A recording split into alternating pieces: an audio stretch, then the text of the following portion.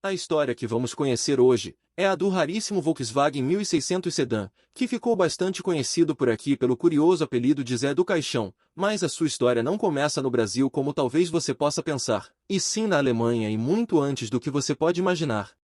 E para entendermos melhor o rumo desta história, precisamos primeiro voltar um pouco no tempo, para ver onde e como tudo começou. A história da Volkswagen na Alemanha teve início em 1938 com a produção do seu primeiro veículo popular, este denominado como Volkswagen Type 1, um veículo que ficou bastante conhecido no Brasil pelo nome de Fusca. Com o passar dos anos e com o sucesso deste automóvel, a Volkswagen viu a oportunidade de ampliar seus negócios, e dessa vez, a grande ideia foi de produzir um veículo multiuso, que fosse ideal para executar várias funções como por exemplo para o transporte de pessoas, e que ao mesmo tempo também pudesse ser utilizado para o transporte de cargas, e com base nessas informações, em 1950 era lançado o Volkswagen Type 2, que ficou bastante conhecido no Brasil pelo nome de Kombi. Em 1955, era a vez do lançamento do terceiro veículo da Volkswagen. Agora a marca alemã apresentava um belo coupé de visual esportivo, que recebeu o nome de Volkswagen Carmanguia. Agora com planos de desenvolver uma nova linha de veículos mais luxuosos, ainda na década de 50, a Volkswagen deu início aos projetos para o desenvolvimento dessa nova linha de veículos de luxo. E depois de alguns anos e de vários protótipos produzidos, em 1961 era apresentado para o público a nova linha de veículos Type 3, composta pelo modelo sedã de duas portas, pela perua variante, e 4 anos depois, era a vez do Fastback TL.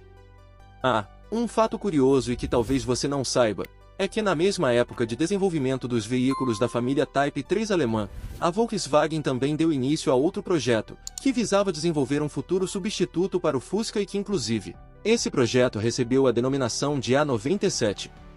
Já a conclusão dos protótipos do projeto A97 ocorreram um ano antes da apresentação da família de veículos Type 3 serem apresentados para o público, enquanto o projeto final desse futuro substituto do Fusca trazia um visual marcado pela carroceria sedã de duas portas e pela dianteira, com 2 faróis circulares. Porém, a Volkswagen viu que esse novo veículo ocuparia um segmento muito próximo dos veículos da família Type 3 alemã, e isso de uma certa maneira, acabaria resultando em uma concorrência interna entre esses dois veículos, e por causa dessa possível concorrência, a sua produção não acabou se realizando. Já no Brasil, a história da Volkswagen se inicia em 1953 com a inauguração de um galpão alugado no bairro do Ipiranga, em São Paulo, iniciando a montagem da Kombi e do Fusca, ainda com componentes importados. 3 anos depois, a Volkswagen dá início à construção de um complexo industrial às margens da rodovia Anchieta, em São Bernardo do Campo, São Paulo, se tornando assim, a primeira fábrica da marca fora da Alemanha. Agora com planos de nacionalizar a sua linha de veículos, em 1957 era a vez do primeiro Volkswagen de produção nacional, a Kombi, com cerca de 50% de nacionalização. Em 1959, a Volkswagen inaugurou a sua fábrica em São Bernardo do Campo, e o Fusca passa a ser o segundo produto nacional da marca, atingindo 54% de nacionalização. Em 62, era a vez do lançamento do Volkswagen Carmanguia, um elegante coupé de 2 portas e 2 lugares equipado com motor 1200. Agora com planos de desenvolver um veículo mais luxuoso para sua pequena linha de veículos, a Volkswagen do Brasil deu início aos projetos e estudos para o desenvolvimento desse novo veículo. Pouco tempo depois do início desse projeto, a filial brasileira viu que o protótipo do projeto A97 que por lá na Alemanha tinha sido rejeitado, iria se enquadrar perfeitamente em nosso mercado brasileiro. Por aqui, o projeto alemão passou a se chamar Projeto Brasília, e a partir desse momento, vários protótipos desse veículo vieram para o Brasil para serem realizados testes mecânicos e de motores para se adequar às condições das nossas estradas brasileiras. Além disso, esses protótipos também passaram por algumas alterações estéticas, como a adoção de mais 2 portas em sua carroceria e de várias alterações em sua dianteira. Um fato curioso que ocorreu no início da história desse veículo, é que perto da data de seu lançamento, mais precisamente no dia 27 de fevereiro de 1968, o navio que vinha para o Brasil trazendo os maquinários responsáveis pela montagem e estamparia desse novo veículo, acabou se envolvendo em um acidente com outro navio e acabou afundando. Mas o fato mais curioso é que a sua carga conseguiu ser resgatada e em seguida foi levada para o Brasil, onde todos esses maquinários foram revisados e repintados em um tempo recorde, mas por causa desse acidente, a sua produção inicial foi atrasada. Ah, e não se esqueça de curtir o vídeo e se inscrever no canal, para não perder a próxima história automotiva.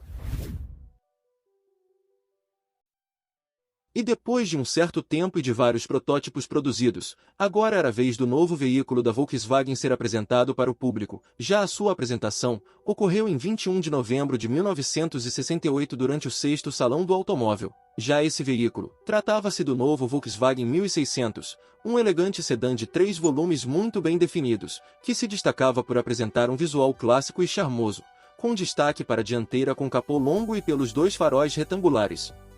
E assim como todo veículo Volkswagen daquela época, o seu motor era montado na traseira, então no lugar da grade de refrigeração do motor, este carro recebia o suporte para a placa do veículo e um friso horizontal cromado, enquanto as luzes de direção com desenho envolvente eram localizadas nos paralamas dianteiros. Já o para-choque cromado trazia 2 lâminas cromadas na parte superior, sendo uma em cada lado.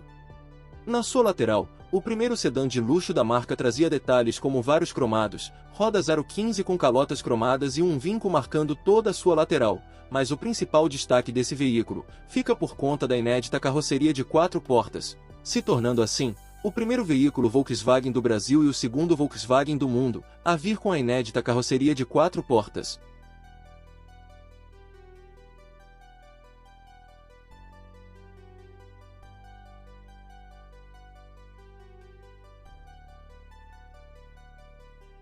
Além disso, também vale destacar o seu curioso apelido chamado de Zé do Caixão, que este veículo recebeu por causa de seu desenho de linhas retas, e por causa das maçanetas cromadas que se pareciam muito com as alças de um caixão.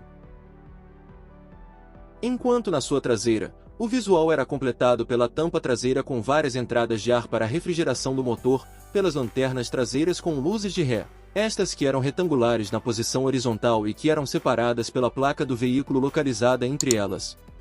Já o para-choque traseiro, assim como na dianteira, também era cromado e acompanhado por 2 lâminas cromadas. Agora em relação às bagagens, o Volkswagen 1600 Sedan era equipado com um porta-malas dianteiro que oferecia uma capacidade de 267 litros, porém, o seu tanque de combustível não era na dianteira como na maioria dos veículos Volkswagen daquela época, mas sim na traseira e próximo do motor. Com isso, esse detalhe acabou contribuindo para o seu porta-malas ter mais espaço, mas caso fosse preciso levar mais bagagens, ainda tinha um pequeno compartimento atrás do banco traseiro, o que era ideal para levar mais algumas bagagens. Por dentro, o Volkswagen 1600 colecionava qualidades, como o ótimo acabamento e a capacidade para levar até 5 pessoas com um certo conforto. Além disso, também vale destacar detalhes como a abertura do porta-malas e da tampa do motor pelo interior da cabine, as maçanetas internas embutidas nas portas, o espelho de cortesia no quebra-sol, limpador de para-brisa de 2 velocidades, um melhor isolamento acústico e uma boa área envidraçada, o que contribuía para uma ótima visibilidade em todas as suas direções. Enquanto na parte da frente, o seu painel era marcado por vários detalhes bem interessantes, como um material macio ao toque localizado na parte de cima, e um aplique plástico imitando madeira de jacarandá. Além disso, também vale destacar os botões circulares para os faróis e para os limpadores do para-brisa, o cinzeiro do tipo gaveta, o rádio, o porta-luvas com tampa e as 2 saídas da ventilação forçada que, junto aos quebra-ventos das portas, melhoravam ainda mais na ventilação do seu interior. Já o painel de instrumentos era formado por 3 marcadores circulares. O marcador do meio trazia o velocímetro e as luzes espias, o do lado esquerdo trazia o marcador de combustível, e o do lado direito vinha com um espaço dedicado para o relógio analógico que só era disponível como opcional. Enquanto o volante cálice de 2 raios trazia um arco meia-lua com a buzina ao centro, e o câmbio era um manual de 4 marchas. Agora falando sobre o seu motor, este veículo era equipado com um motor Boxer 1600 refrigerado a ar, com 4 cilindros opostos horizontalmente que, aliado ao carburador de corpo simples, desenvolvia potência de 60 cavalos e 11,5 kg de torque, a 2.400 RPM. Com essa potência, aliado ao câmbio manual de 4 marchas com o diferencial mais longo, o Volkswagen 1600 acelerava de 0 a 100 em 23 segundos. Já a sua velocidade máxima era atingida em 135 km por hora, números até que adequados para um veículo da década de 60. Com todas essas qualidades, o Volkswagen 1600 Sedan tinha tudo para ser um enorme sucesso, porém, alguns fatores como o atraso na data de seu lançamento, o seu alto consumo com médias de 7 km por litro na cidade e de 8 km por litro na estrada, e pelo seu visual ultrapassado em comparação a outros lançamentos automotivos que ocorreram em sua mesma época, como no caso do Ford Corcel e do Chevrolet Opala, que tinham um visual bem mais atualizado. Outro fator que acabou prejudicando as suas vendas foi a forte rejeição por veículos com carroceria de 4 portas que ocorria naquela época, e em um resumo, todos esses fatores acabaram de uma certa maneira, influenciando em vendas muito abaixo do esperado. E com planos de alavancar as suas vendas, em 1969 a Volkswagen resolve dar um toque de luxo e sofisticação em seu sedã, lançando a série especial Volkswagen 1600L. Esta luxuosa versão trazia detalhes como a exclusiva cor preta e pela opção da charmosa pintura em 2 tons, com a cor do teto diferente do restante da carroceria. Além disso, esta versão também trazia detalhes como frisos laterais cromados, pneus com faixa branca, tampa do tanque de combustível com chave e pelo emblema Volkswagen 1600 acompanhado pela letra L. Por dentro, esta versão trazia mais luxo e sofisticação com detalhes como revestimentos das portas e dos bancos em couro, carpetes de buclé no piso e no porta-malas, relógio elétrico, acendedor de cigarros, rádio com 4 faixas de onda, e como opcional podia vir com bancos dianteiros reclináveis. E apesar de todas essas qualidades, essa versão permaneceu pouco tempo no mercado, e depois de 9 meses, teve a sua produção encerrada. Já no início do ano de 1970, o Volkswagen 1600 Sedan passa por leves alterações no seu visual, como novos para-choques de lâmina única que eram acompanhados por 2 garras com detalhes emborrachados, aros dos faróis mais finos, novos frisos laterais e revestimentos internos iguais aos da versão L. Mesmo com todas essas novidades, as vendas desse veículo continuavam cada vez mais baixas, e em busca de mais uma vez mudar esse resultado, ainda nesse mesmo ano, a Volkswagen resolve mais uma vez mexer no visual desse veículo e vendê-lo já como linha 71. Agora com essa última reestilização, o sedã trazia mais novidades como a tampa do motor e do porta-malas com vincos mais finos, nova localização do emblema Volkswagen bem na frente do capô. Já os faróis retangulares deram lugar para os novos faróis circulares que eram envolvidos por molduras cromadas e que agregavam 2 em cada lado.